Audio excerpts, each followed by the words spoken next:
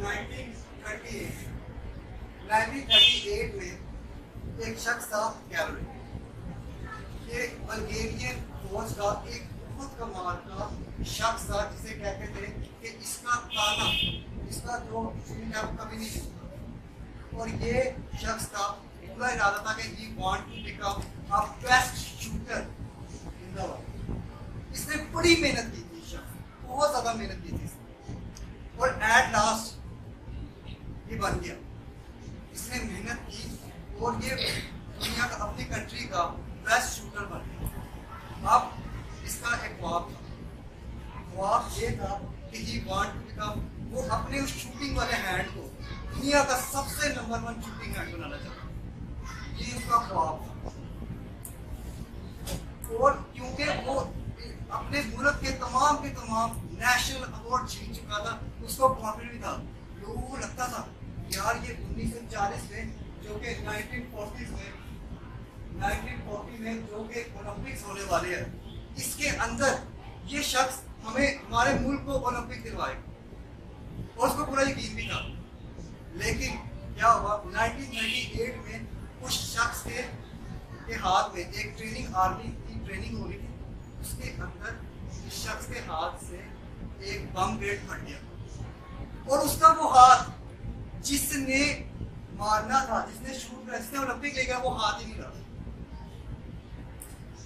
और he was dead, वो मर गया था अंदर से, लेकिन किसी तरह बच गया, उसका एक हाथ नहीं रहा। अब उस शख्स के पास 2 अपॉर्चुनिटी। पहली अपॉर्चुनिटी कि या तो वो रोता रहे, वो अपने किए हुए तमाम के तमाम छुप जाए, किए हुए जितने भी काम थे उसको खत्म कर दे, या वो उठे और ट्रेनिंग करे। जो उसने खो दिया उसको नहीं, जो उसके पास है उस पर फोकस करे। लो जी, वो शख्स 1 साल अपने उसी हाथ से, जिस हाथ से वो लिख नहीं सकता था, ठीक है, जिस हाथ से वो लिख नहीं सकता था, उस हाथ से उसने क्या किया, उसने ट्रेनिंग करना शुरू कर दिया। 1939 में आया, 1 साल गुजर चुका था, वो शख्स आया, नेशनल चैंपियनशिप होती शूटिंग की, ठीक है, पिस्तौल वगैरह लोग आके लेकर आए थे, बड़ा ही जबरदस्त माहौल था, लोग बड़े खुश थे, वाह तुम आए हमारे पास हमें कांग्रेचुलेट करने। लोग बड़े खुश होते हैं, कहते यार ये होना टीम स्पिरिट, कि हमें हमारे साथ जो है वो कोई आया है, हमारे साथ जो है कोई आया है, हमें कोई चीयर अप करने आया। मैं तो पीछे हट जाओ, मैं चीयर अप करने नहीं आया तुम्हें, मैं तुम्हारे साथ कम्पीट करने आया हूँ। तमाम के तमाम लोग अपने दोनों हाथों से लड़े थे, अपने बेस्ट हैंड से लड़े थे, शूटिंग था ना, अपने बेस्ट हैंड से लड़े थे, और वो शख्स अपने ओनली हैंड के साथ लड़ा था। तो कौन जीता होगा? The man with an only hand, वो शख्स जिसका एक हाथ था वो जीत जाता है, सारों को हरा देता। फिर 1940 आता है ओलंपिक्स, किसी वजह से ओलंपिक्स नहीं होता, अब उसके बाद वही अप्रोच है, या तो हार मान जाए या अपने आप को फैसला करे कि मैंने कुछ माना। वो अपना सारा का सारा फोकस निकाल के डाल देता है 1944 में, 4 साल बाद होते हैं। इधर क्या होता है, वर्ल्ड वॉर हो जाती है, वर्ल्ड वॉर हो जाती है, खत्म, वर्ल्ड वॉर हो जाती है, खत्म, ठीक है। अब वो शख्स परेशान हो गया फिर से, अब जाके 1948 में जाके ओलंपिक्स होने होते। अब प्रॉब्लम ये है कि 1938 में उसकी उम्र थी 28 साल, 1948 में उसकी उम्र होगी 38 साल, 10 साल का गैप। 10 साल बहुत टाइम होता है।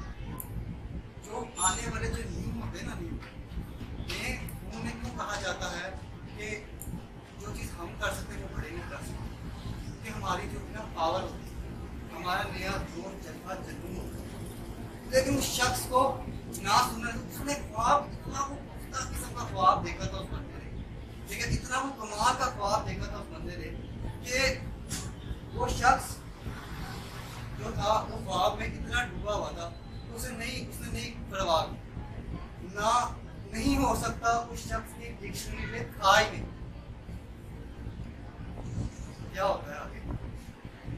वो शख्स लड़ता है, ठीक है, तमाम के तमाम लोगों के साथ, 10 साल का वाया, नई जनरेशन का लड़ है, तमाम के तमाम लोग अपने बेस्ट हैंड से लड़ रहे हैं, और वो अपने सिर्फ उसी हैंड के साथ लड़ रहा है जो कि उसका सिर्फ इकलौता हाथ था, अपने ओनली हैंड के साथ लड़ा है, और वो शख्स ओलंपिक जीत जाए।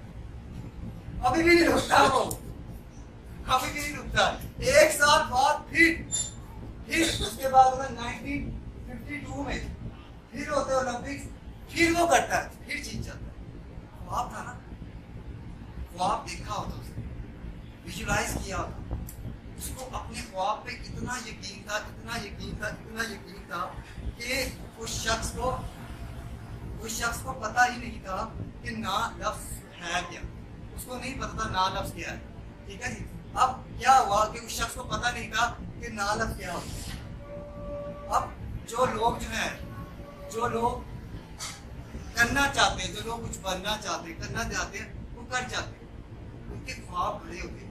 उनका ख्वाब ये नहीं होता कि कोई मेरी जिंदगी में है या नहीं है, उनके ख्वाब होते हैं बड़े, उनकी जिंदगी के मकसद होते हैं, उन्हें कुछ बनना होता है, कुछ करके दिखाना होता है, कुछ उन्हें आगे करना होता है। हम उन तमाम के तमाम लोगों को देखें जो कहते हैं, जिनके पास हजारों एक्सक्यूज है, जो कहते हैं मेरा टेस्ट अच्छा नहीं हुआ क्योंकि मेरे वालिद साहब ने बुला रहा था, मेरी तबीयत खराब थी, मुझे लूज मोशन लगे थे, मेरा ये था वो था। और जिसने करना होता है ना, जो जिसने करना होता है, उसके पास एक ही बहाना